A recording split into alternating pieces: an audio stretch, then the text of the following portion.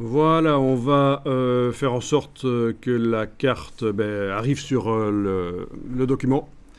Donc évidemment, fichier importer. Et certainement pas fichier ouvrir. Vous connaissez InDesign, vous savez que fichier ouvrir, c'est uniquement pour ouvrir des documents InDesign. Donc je fais fichier importer, je navigue jusqu'au document, au dossier d'aujourd'hui dans lequel je trouve l'image que j'ai renommée. J'ai simplifié le nom. Voilà, et je vais faire un cliquer glisser. Voilà. Donc il y a plusieurs choses qui vont être faites avec cette carte. On va faire un bouton qu'on va placer sur certains des états.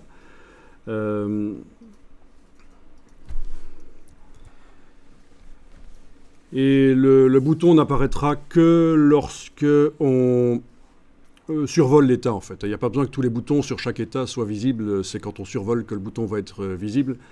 Dans un premier temps, on va faire un bouton qui sera rond, mais on verra par la suite, en utilisant Illustrator, vous allez pouvoir faire des boutons qui ont la forme de chacun des états en fait. Donc ce sera encore plus sympa. Voilà la carte qui est là sur le plan de travail. Je vais aller maintenant dans la palette des calques. Menu fenêtre calque, je vais dans la palette des calques et je vais aller verrouiller le calque 1. Parce qu'en fait, on va tout faire sur un calque spécial qui va contenir l'interactivité.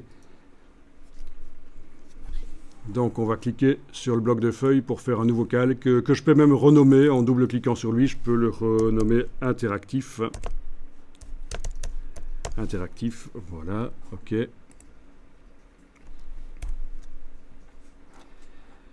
Bon, il serait intéressant d'enregistrer le document aussi. Donc dans le même dossier que là où j'ai mis l'image, je vais faire donc fichier enregistrer sous et je vais enregistrer ça.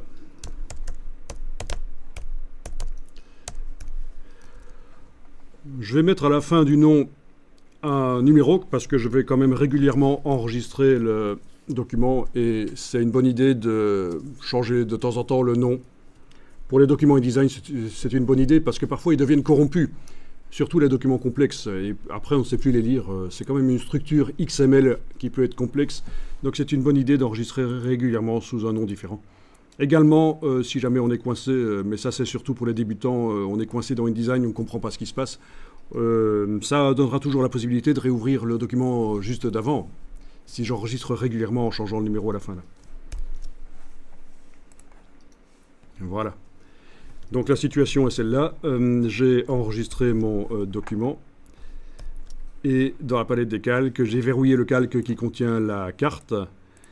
Et je travaille sur un calque que j'ai créé spécialement pour aller mettre l'interactivité. Ce qu'on va voir sur cette carte, c'est donc des boutons qui apparaissent quand on les survole et qui font apparaître des informations quand on les survole aussi, oui.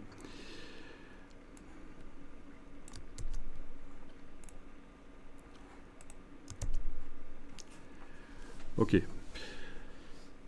Également des boutons qui ont une forme spéciale. Par exemple, la forme d'un État des États-Unis.